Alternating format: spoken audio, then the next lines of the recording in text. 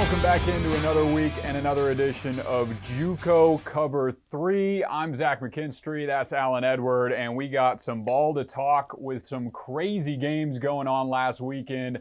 Alin, it was a lot of fun watching some of those games. Oh yeah, it was a lot going on this weekend. We're back finally in JUCO ball. Felt like forever to come back, but we're finally here now, week to week. We'll be seeing a lot of games started from Thursday all the way down to Saturday.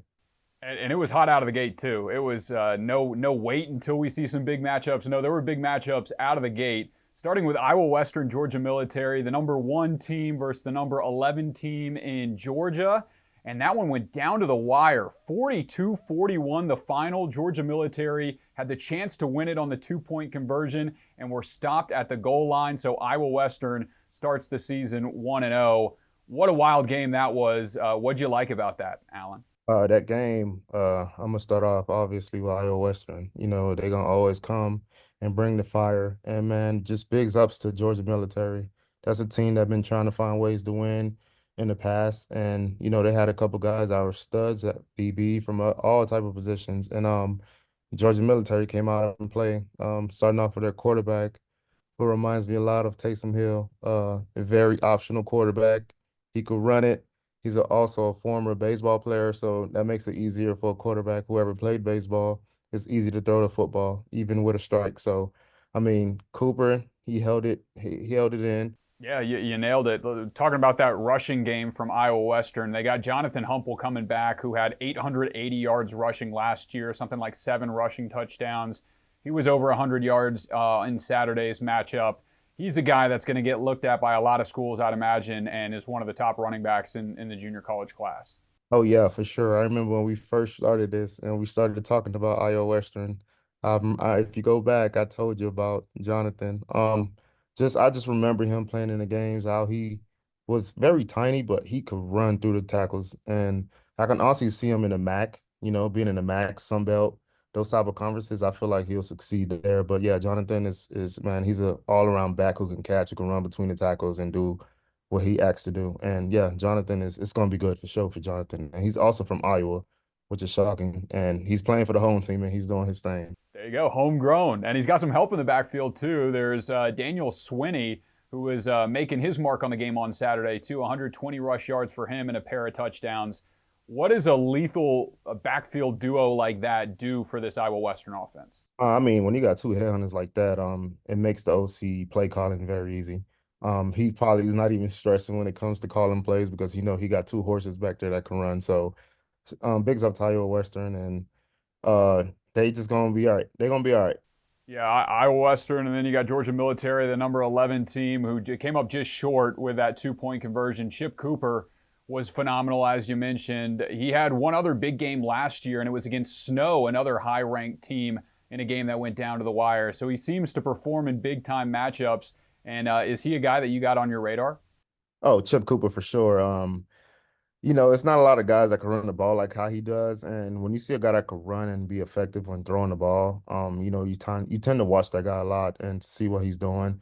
A school like Georgia Tech or like, Ohio, he'll fit probably perfect in there because, they run a lot of option stuff, even the Boston College that I saw yesterday. So don't be surprised, he goes somewhere like that because he's actually, good with option and read option and pitching and everything. So he for sure could sling it and he could run it. So that's going to be big for him. And he's only getting started.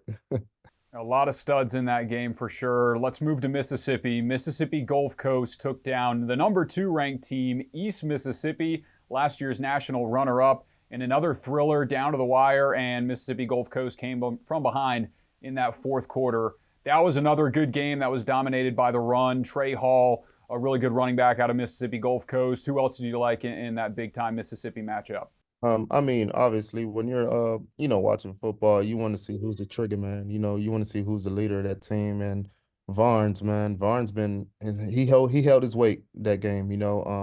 Watching back on the film, he takes a lot of hits and he stay in the pocket and he's very accurate. That's one thing I can say about him. He's not very tall at all. He's like 6 feet, but he can throw it and he's very accurate. When you got a guy who can stand in the pocket and throw from the pocket without worrying about getting hit and taking licks for the receivers, I mean, that's a good thing. And East Mississippi, shout out to them too. They've been a powerhouse also. And Mississippi Gulf Coast too. They also been a powerhouse who also had down years in the previous past. And, everything's just starting to change now. It's becoming real competitive in the JUCO world now. So, hey, any given day you can lose. So you just got to come with your A game, and sometimes the toughest team win. And you talk about Landon Varnes at the top there. He's a freshman, a 6A All-State in Mississippi last year, and now he's performing in one of the toughest junior college conferences in the country. Threw for well over 200 yards, 5 touchdowns, and no turnovers in his first big game as a freshman. That's really impressive stuff from him. And then on the EMCC side, they still have Ty Keys coming back from last year. Obviously a big deal in that national championship game, helped get him to that national championship game. And on the same side of that coin, Buddy Stevens and his squad lost to Mississippi Gulf Coast early in the season last year. They rallied all the way back and ended up beating Gulf Coast in that conference championship playoff to work their way into that 4-team playoff. So I would not count out the Lions yet.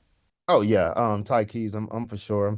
Ty Keys, he always been a vet at the quarterback position, and he started at Southern Miss, and sometimes it just doesn't go your way, and I believe he's gonna be all right too. And the Lions, they always find a way to win, and that's something about the head coach. He's always gonna find somewhere to win. Yep, that's going to be fun to see how that Mississippi Conference develops as we move on in the season. And coming up this Saturday, perhaps the biggest talking point we got, it is Hutch and Iowa Western, the number 1 and the number 2 teams squaring off in week 3, week 2 of the season, depending on how you look at it. That is a massive matchup with so much at stake early on in the season. Oh yeah, for sure. These two teams, man, they can score points. That's one thing I could tell you. And it's always been competitive, even when they were not ranked number 1 or number 2. But even in the previous past, when I was playing against them, they always had dogs everywhere. Iowa Western always had dogs. Hutchinson always had dogs. So this it's going to be a defensive game. I think the best defense is going to win the game for that team, regardless if it's Iowa Western or Hutchinson. Uh, One thing I can also say, Iowa Western actually has a bounce back from Iowa State. His name is Decker. I remember him from the Elite 11 back in the day, and he started Iowa State. And sometimes when you go D1, it just doesn't work out for you, and it's okay to go JUCO. So I'm happy that kids are starting to go JUCO now, and he's gonna make his name at Iowa Western, and he's gonna do his thing and get back himself on the map. So he just got to keep going. Yeah, Hunter Deckers. We were talking about that rushing game from Iowa Western in that 1-point win against the number 11 team on the road in Georgia, 95 degrees, and he was twirling it. He had 290 plus passing yards in an impressive day. So look for him moving into that game on Saturday. And then on the Hutch side, they're coming off that monster win on ESPN Plus. They ended up taking down New Mexico Military 42-10 in that offensive showing. So it is going to be a lot of fun to see how those defenses line up against each other in that big-time early season matchup. Oh yeah, for sure. Like I said last week when we spoke about this team, Hutchinson, I just knew what it was going. I know what they're about. They're a showboat team. They're gonna come out and try to score points. That's what they do. And shout out to New Mexico Military. That's their first loss, but I know they'll bounce back. But Hutchinson just have a different ball game up there, and I know what they do, and I know how they work. So yeah, this Saturday is going to be a good one to look forward to for sure. It's going to be either a high scoring game or it's going to be a defensive game where the team defense has to play well to win that game. I'll be tuning in, and we'll be back here next week, probably talking about that game and a couple more big ones as we move into the junior college season. So, Alin, thanks again, and we appreciate everybody for tuning in. Yes, sir. Appreciate it.